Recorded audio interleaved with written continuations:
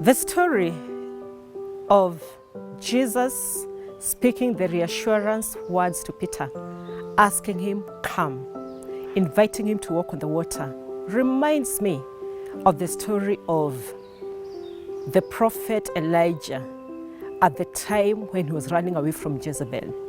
This was after an instance when the prophet had called down fire from heaven.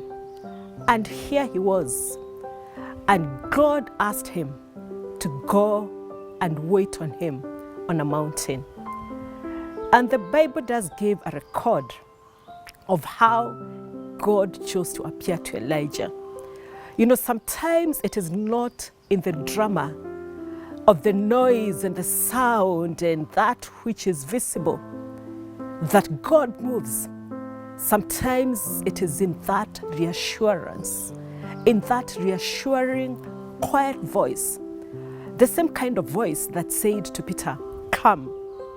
Because going back to the book of 1 Kings chapter 19, mind you, this is someone who had just called fire from heaven, and the fire had come down and consumed the sacrifice.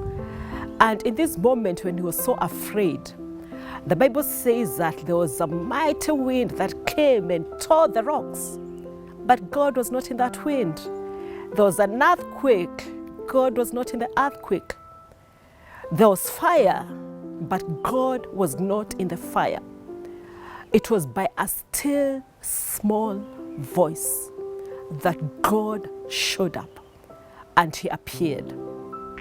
Sometimes we need to get away to be able to focus on God, to be able to hear that same gentle and quiet voice speaking to us, away from the busyness, away from the noise of your situation, away from the tossing and the beating about of your circumstance.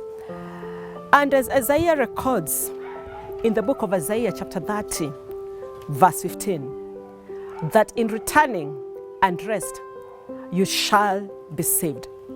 In quietness and confidence shall be your strength. Sometimes we need that quiet to hear the word of God.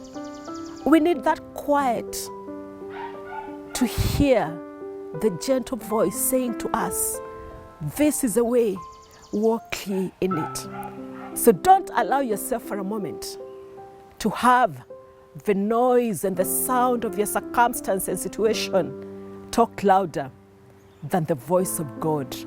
The voice of God still stays. It is true. It is sure. The word of God stands. Hold on to it. Focus on him.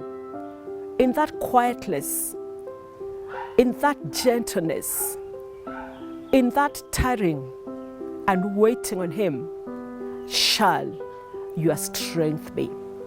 And therein you find your hope and you are sustained. Remember, we are the sound of hope. It is hope unbound because it is Christ in hope. It is Christ our hope, even our hope of glory.